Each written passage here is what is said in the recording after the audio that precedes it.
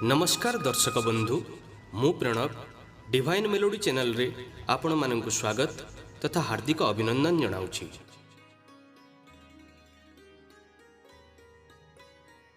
आज आपण मानक पाखकु मु नै आसीछि स्वामी विवेकानंदंकर 1893 रे चिकागो धर्म महासभा रे देइतिबा वक्तृतार ओडिया रूपांतरण। तेबे आसंतु सुनिबा रामकृष्ण मिशन द्वारा प्रकाशित पुस्तक चिकागो वक्तृतार कियत अंश। हे अमेरिकावासी भगिनी और भ्रातृवृंद, आज आपण माने आम मानंकु जो आंतरिक और सादर अभ्यर्थना करियछंती ताहार उत्तर देबाकु जाई मो हृदय अनिर्वचनीय आनंद रे परिपूर्ण होई जाउछि।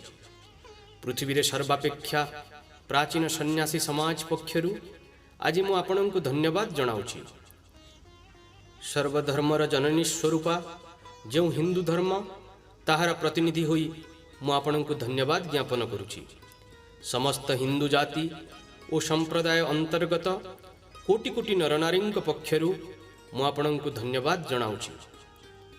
एही सभा मंचरे सेही केतेजण वक्तांकु मु धन्यवाद जनाउछि जो माने प्राच्य देशीय प्रतिनिधिंक संबंध रे मंतव्य प्रकाश कले जे अति दूर देश निवासी जाति समूह मध्यरु जो माने एठारे समागत होइछंती से माने मध्य विभिन्न देश रे परधर्म सहिष्णुतार भाव प्रचार करिवार गौरव दाबी करि पारिछंती। जो धर्म जगत को आबहमान कालरू परमत सहिष्णुता और सर्वविध मत स्वीकार करने को शिक्षा दे आसुची मु सेही धर्मभुक्त बोली निजको गौरवान्वित मने करे। आमे माने जे केवल सबु धर्म को सह्य करू ताहा नुहे, बरम सबु धर्म गुड़ी को आमे सत्य बोली विश्वास करू। जो धर्मर पवित्र संस्कृत भाषा रे इंग्राजी शब्द एक्सक्लूजन को अनुवाद मध्य करा जाए नहीं, मु सेही धर्मभुक्त बोली गर्व अनुभव करे। जो जाति पृथ्वीर समस्त धर्मर और सकल जातिर निपीड़ित और आश्रय प्रार्थी मानंकु चिरकाल आश्रय देई आसीछि, मु सेही जातिर अंतर्भुक्त बोली निजको गौरवान्वित मने करे। मु आपण मानंकु एकथा कहिबारे गर्व अनुभव करुछि जे आमे इहुदी मानंकर खांटी वंशधर गणंकर अवशिष्ट अंश को आदर सहकारे हृदय रे धारण करी रखिछु। जो वर्ष रोमक मानंकर भयंकर उत्पीड़न रे इहुदी जातिर पवित्र मंदिर गुड़िक विध्वस्त हैला, सेही वर्ष से माने दक्षिण भारत रे उपनीत हुई आश्रय प्रार्थी होइथिले। जोरयास्तर अनुगामी महान पारसिक जातिर अवशिष्टांश को जो धर्मावलंबीगण आश्रयदान करिथिले एवं आज पर्यंत जो माने समानंकु प्रतिपालन करुछंती मु सेमानंकर अंतर्भुक्त। कोटि कोटि नरनारी जो स्तोत्रटी को प्रतिदिन पाठ करती, जो स्तबकटी को मु शैशवरु आवृत्ति करी आसुछि ताहार केतोटी पंक्ति मु आपणंक निकटरे आवृत्ति करुछि। रुचिनां वैचित्र्याद्रुजुटिल नानापथजुषां नृणामेको गम्यस्त्वमसि पयसामर्णव इव। विभिन्न नदीर उत्स विभिन्न स्थान रे किंतु सेमाने समस्ते जेपरी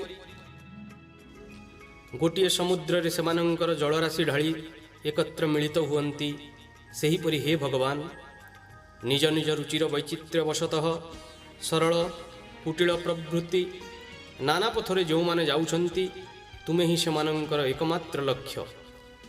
एही धर्म महासभा गीता प्रचारित सेही अद्भुत मतर सत्यता प्रतिपादन करुछि, सेही वाणी घोषणा करुछि ये यथा मां प्रपद्यन्ते तंस्तथैव भजाम्यहं मम वर्त्मानुवर्तन्ते मनुष्यः पार्थ सर्वशः। जे जो भाव आश्रय करि आसुना कहीं मु ताकु सेही भाव रे अनुग्रह करिथाए। हे अर्जुन, मनुष्य माने सर्वतो भाव रे मो दिगकु ही अनुगमन करिथांती। सांप्रदायिकता संकीर्णता और एसबुर भयावह फलस्वरूप धर्मोन्मत्तता यही सुंदर धरा को बहुकाल धरी अधिकार करी रखिछि। एगुड़िक पृथ्वी को हिंसारे पूर्ण करिछि, बहुबार एहाकु नरशोणितरे सिक्त करिछि, सभ्यता को ध्वंस करिछि एवं समग्र जाति को हताशारे मग्न करिछि। ଏହି ସବୁ ଭୀଷଣ ପିଶାଚ ଗୁଡ଼ିକ ଯଦି ନଥାନ୍ତେ ତାହେଲେ ମାନବ ସମାଜ ଆଜି ପୂର୍ବାପେକ୍ଷା ବହୁଗୁଣ ଉନ୍ନତ ହୋଇଥାନ୍ତା। ତେବେ ଏମାନଙ୍କର ମୃତ୍ୟୁକାଳ ଉପସ୍ଥିତ।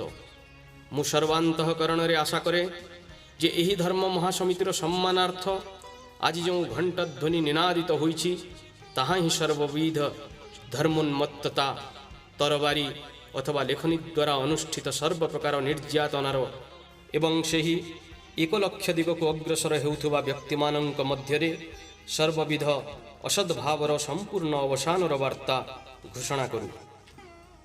ଇଏ ଥିଲା ସ୍ୱାମୀ ବିବେକାନନ୍ଦଙ୍କର ଚିକାଗୋ ଧର୍ମ ମହାସଭାରେ ଦେଇଥିବା ବକ୍ତୃତା।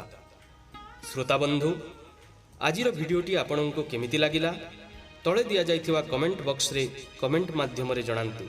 ହଁ ବନ୍ଧୁ, ଆହୁରି ମଧ୍ୟ ଏ ଭିଡ଼ିଓଟିକୁ ଲାଇକ୍ କରନ୍ତୁ ଓ ସେୟାର କରନ୍ତୁ। ଡିଭାଇନ୍ ମେଲୋଡି ଚ୍ୟାନେଲରେ ସବସ୍କ୍ରାଇବ୍ କରିବାକୁ କେବେ ମଧ୍ୟ ଭୁଲନ୍ତୁ ନାହିଁ, ଯାହାଦ୍ୱାରା ଏହି ଚ୍ୟାନେଲ ଦ୍ୱାରା ଅପଲୋଡ଼ କରାଯାଉଥିବା ନୂଆ ନୂଆ ଭିଡ଼ିଓର ନୋଟିଫିକେସନ୍ ଆପଣମାନେ ଶୀଘ୍ର ପାଇପାରିବେ। ଆପଣମାନଙ୍କର ଶୁଭକାମନା କରି ରହୁଛି। ଧନ୍ୟବାଦ।